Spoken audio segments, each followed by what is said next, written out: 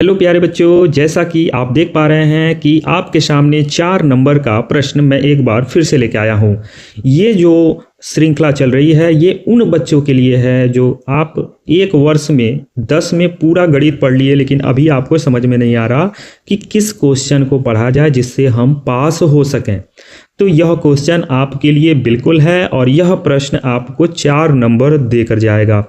इस प्रश्न में बात हो रही है कि 5 वर्ष पूर्व नूरी की आयु सोनू की आयु की 3 गुनी थी, तो 10 वर्ष के पश्चात नूरी की आयु सोनू की आयु की 2 गुनी हो जाएगी।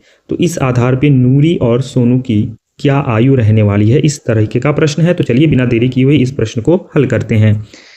इस प्रश्न में सबसे पहला चीज जिसके विषय में बात हो रही है, आपको कुछ न कुछ आपको आयु मानना होगा। जैसा कि नूरी और सोनू की बात हो रही है, तो सबसे पहले हम लिख लेंगे माना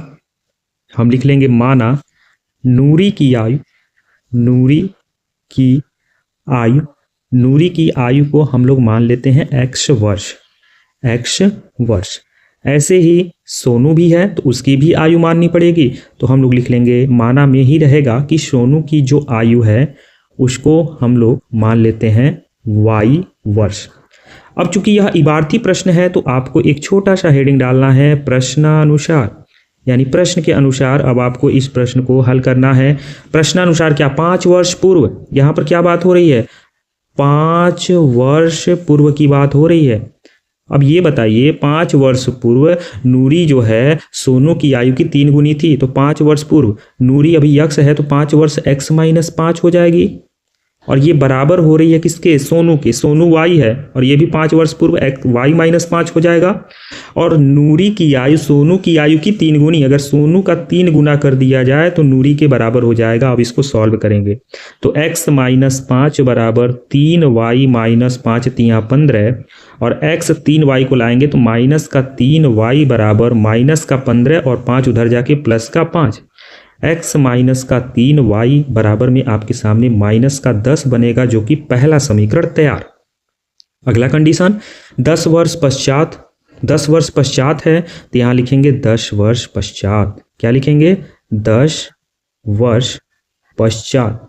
अब यहाँ पर 10 वर्ष पश्चात, अब ये बताइए नूरी यक्ष है तो 10 वर्ष मतलब पश्चात, तो यक्ष प्लस 10, और सोनू y है तो y प्लस 10 हो जाएगा। अब इसमें क्या कंडीशन दिया है, कह रहा है यहाँ पे कि 2 गुनी हो जाएगी। अब जो यहाँ पर नूरी की आयु है सोनू की आयु की 2 गुनी हो जाएगी, तो x प्लस का 10 बराबर में अब यहाँ पर हो जाएगा 2y प्लस 10 दूना कितना हो जाएगा, 20 हो जाएगा। अब यहाँ पर x के साथ y को लाएंगे तो माइनस का 2y, और 20 के साथ 10 उधर जाके माइनस का 10, तो x माइनस का 2y बराबर 10, समीकरण नंबर 2। और इसी के नीचे समीकरण 1 को लिख लेंगे फटाफट, और ये आपका बन जाएगा, इन दोनों में यक्ष का गुणांक बराबर है तो यहाँ पर घटा देंगे, लिख देंगे घटाने पर।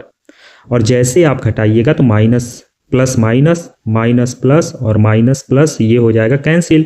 3 में से 2 जाएगा तो 1 y बचेगा, और 10 और 10 मिलके हो जाएगा 20। तो इस तरह से y कितना निकल गया, 20। हमको दोनों पूछा गया है तो यक्ष निकालना है, तो समीकरण 1 में रख देंगे।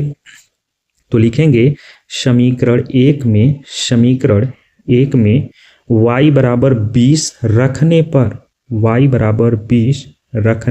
पर, अब एक क्या था, x माइनस का 3y बराबर माइनस का 10 था, तो x माइनस का 3 गुणे 20 बराबर में माइनस का 10, तो x बराबर माइनस का 10 और 20 3 60, माइनस उधर जाके प्लस हो जाएगा, x का मान आपको मिल जाएगा 50। तो इस तरह से नूरी और सोनू पूछा गया था, तो लिखेंगे अतः, क्या लिखेंगे, अतः नूरी की